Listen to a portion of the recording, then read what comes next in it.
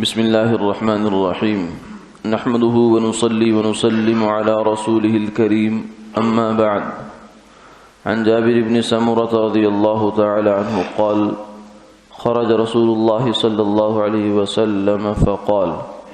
ما لي أراكم رافعي أيديكم كأنها أذناب خيل شمس اسكنوا في الصلاة أو كما قال عليه الصلاة والسلام۔ حضرت جابر ابن سمرہ رضی اللہ تعالی عنہ سے مروی ہے کہ رسول اللہ صلی اللہ علیہ وسلم ایک دن اپنے گھر سے باہر تشریف لائے تو فرمایا کہ کیا بات ہے، میں تمہیں دیکھتا ہوں کہ تم نے ایسے ہاتھ اٹھائے ہوئے ہیں جیسے کہ بدکے ہوئے گھوڑے، نماز میں سکون اپناؤ۔ اللہ تعالیٰ کا ارشاد ہے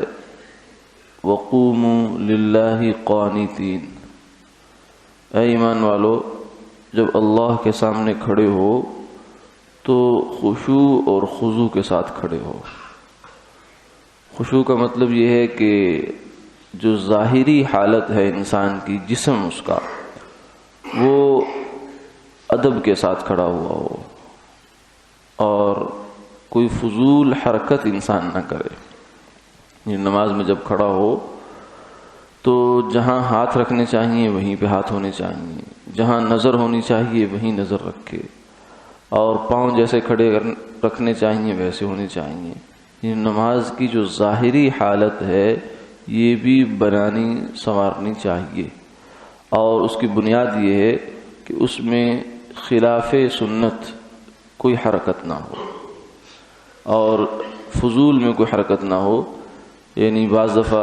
کھجلی ہو گئی تو کھجلانے کے لیے ہاتھ چلا گیا، چہرے کی طرف چلا گیا، ناک کی طرف چلا گیا، کان کی طرف چلا گیا، جو ہے وہ کسی اور طریقے سے کبھی جو ہے جمائی لے لی، اور کبھی سر کو اوپر اٹھا لیا، اور کبھی جو ہے وہ ایک پاؤں پر وزن ڈال لیا، کبھی دوسرے پہ ڈال لیا۔ تو یہ سب جو حرکتیں ہیں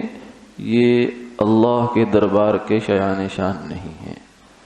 کیونکہ فرمایا فَإِنَّ الْمُصَلِّي يُنَاجِي رَبَّهُ، جب آدمی نماز کے لیے اللہ اکبر کہتا ہے تو اس کی اللہ کے ساتھ سرگوشی شروع ہو جاتی ہے۔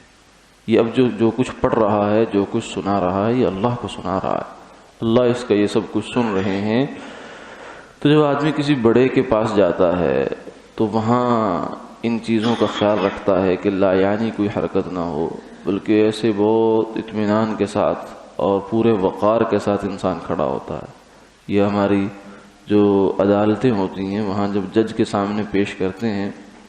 کسی بندے کو تو اس کو کہتے ہیں پورے ادب آداب کے ساتھ کھڑا ہونا ہے، گریبان کھلا ہے تو اس کو بند کر لو اور اس طرح کر لو۔ تو یہ تو بیچارے کچھ بھی نہیں ہیں، اللہ احکم الحاکمین، کہ جن کے سامنے انسان کھڑا ہو اور پھر وہ غافل ہو، یعنی اس کی حرکتیں ایسی ہوں لا یعنی ہو رہی ہیں، فضول حرکت ہو رہی ہے، تو یہ اللہ کے دربار کے شایان شان نہیں۔ دل بھی قابو میں ہونا چاہیے، لیکن بہرحال دل کو قابو کرنے کا اور نماز کو اچھا بنانے کا پہلا جو درجہ ہے وہ یہ ہے کہ ظاہری حرکت جسم کی کنٹرول میں ہونی چاہیے، یعنی بغیر کسی وجہ کے جب تکبیر تحریمہ کہہ لی، سلام پھیرنے تک کسی بہت مجبوری کے بغیر آدمی کو ہاتھ کی حرکت نہیں کرنی چاہیے، نہ کھجلی کرنے کے لیے، نہ ہی جو ہے وہ کوئی چیز دیکھنے کے لیے۔ ان چیزوں کے لیے حرکت کرنے سے نماز کا خشوع فوت ہو جاتا ہے، پھر وہ نماز فرض تو ذمے سے اتار دیتی ہے، آدمی کا کھاتا تو کلیئر ہو گیا، لیکن اس نماز پر جو انعامات ملنے چاہیے تھے وہ نہیں ملتے۔ اس حدیث مبارکہ میں آپ نے یہ فرمایا کہ صحابہ کو دیکھا کہ وہ ہاتھ حرکت کر رہے ہیں بلا ضرورت، کیونکہ نماز جو ہے وہ شروع سے اس کیفیت میں فرض نہیں ہوئی تھی، بلکہ بتدریج اس میں تبدیلی آتی گئی۔ شروع میں نماز میں کھانا پینا بھی جائز تھا، چلنا پھرنا بھی جائز تھا، سلام کلام بھی جائز تھا، لیکن رفتہ